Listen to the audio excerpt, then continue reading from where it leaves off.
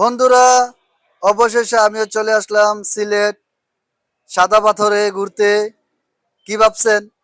এটা সাদা পাথর না, এটা হলো এখানে কিছু বালু রাখছিল। তো বালুর ভিতরে বৃষ্টিতে ভিজার পরে এই পাথরগুলো একবারে পরিষ্কার হয়ে গেছে। তো আমিও ভিডিওটা করলাম একবারে জুম করে কাছে নিয়ে। তো ভিডিওটা পুরাই দেখা যাচ্ছে পাথরের পাহাড়ে আছি আমি। তো পাথরগুলো ছোট, একেবারে ক্ষুদ্র পাথর ছিল। এটাকে জুম করার কারণে একেবারে কাছে নিয়ে ভিডিওটা করলাম। এই কারণে পাথরগুলো অনেক বড় বড় দেখা যাচ্ছে। মনে হইতেছে আমি সিলেট চলে এলাম। আসলে সিলেট কিন্তু একটু খুব সৌন্দর্য, প্রাকৃতিক সৌন্দর্য সিলেট গেলে বোঝা যায়। এবং আমাদের বাংলাদেশে অনেক সুন্দর সুন্দর জায়গা আছে, যেগুলোতে ঘুরলে মন একেবারে পরিষ্কার হয়ে যায় এবং অনেক ভালো লাগে।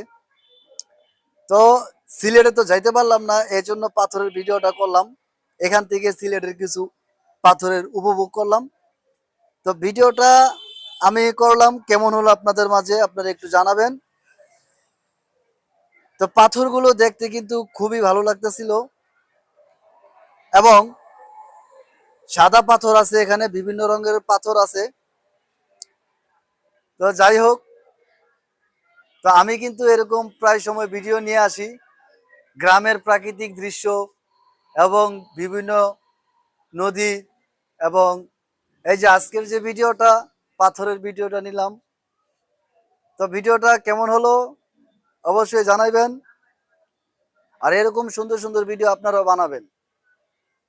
ফেসবুকে কাজ করতে হলে এরকম ভিডিও দিতে হবে, লং ভিডিও রাখবেন।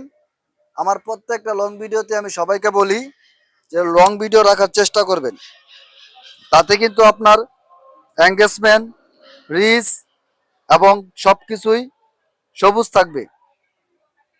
এবং আপনার একটি লং ভিডিও যদি কখনো ভাইরাল হয়, তাহলে আপনার ওয়াচ টাইম পূর্ণ হবে, এখান থেকে আপনি অনেক ফলোয়ার পাবেন। এবং লং ভিডিও রাখার চেষ্টা করবেন। আমি কিন্তু প্রতি সপ্তাহে 4 থেকে 5টা লং ভিডিও দিয়ে রাখি, আপনারাও দিবেন, তাহলে আপনাদের অনেক উপকার হবে। ভিডিওটা কেমন হলো কমেন্টে জানাবেন।